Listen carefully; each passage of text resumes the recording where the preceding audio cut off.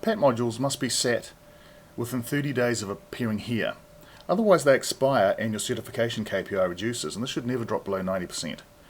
Managing modules is a self-paced process, and users are trusted to be responsible enough to manage their own compliance without someone looking over their shoulder telling them what to do all the time.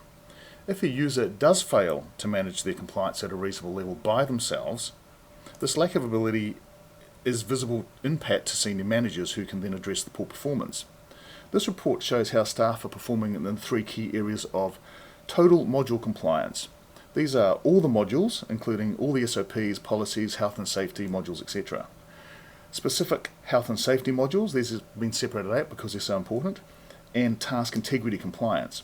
And these views can be applied at an overall company level with the ability to drill down and see how departments are performing and even branches. You can also view compliance at a role level and of course at an individual level. You can see how staff are performing. That said, some modules are so critical, e.g. certain health and safety and key procedure and policy modules, that they literally cannot afford not to be sat within the deadline, and the consequences are deemed too high, expensive, or may affect people's safety. So even relying on managers reviewing performance regularly is not enough.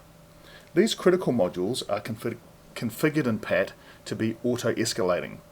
Basically, auto-escalating modules automatically create auto-escalating tasks for supervisors to address non-compliance with their direct reports.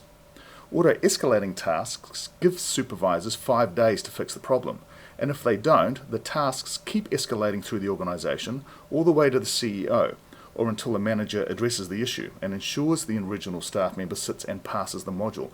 That's the only way to kill an auto-escalating task. When an auto-escalating task triggers is established by the person who created the module. Some are very fast, for example only 5 days, meaning where new staff join a company and normally have weeks to sit modules, there will be some auto-escalating tasks like health and safety that start triggering escalations in only 5 days because they're so important. Now, it's okay to get the odd auto-escalating task provided you complete the module within 5 days. Completing the module is the only way to kill an auto-escalating task. You cannot complete an auto-escalating task like normal tasks. The only way is for the person who is required to sit that module to actually sit it and pass. Auto-escalating modules can have their deadlines negotiated. This is perfectly fine to buy time if you're busy and shows good management of the system. Just don't defer too many times. PAT monitors this and records frequent deferrals, recidivist deferrers as we call them, against employee files, as too many deferrals show poor timekeeping and indicates a deeper issue where these staff are demonstrating possible time management issues or engagement issues that now need to be addressed. The bottom line is that if you do receive an auto-escalating task, make sure you sit and pass the module within 5 days. Because auto-escalating tasks are so critical, if a user fails to complete an auto-escalating task, PAT does 3 things. Firstly, if you fail on more than 3 auto-escalating tasks, PAT records the non-compliance on the employee file, as this is now serious. If they have passed this module previously, PAT decertifies the module and makes them sit it again. Thirdly, PAT also releases an additional and far more comprehensive module on this topic, offering much more information around why these escalating tasks are so important.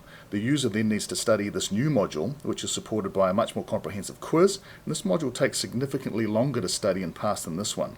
So if you want to avoid this, you need to ensure you complete your auto-escalating tasks within 5 days. Thanks for watching.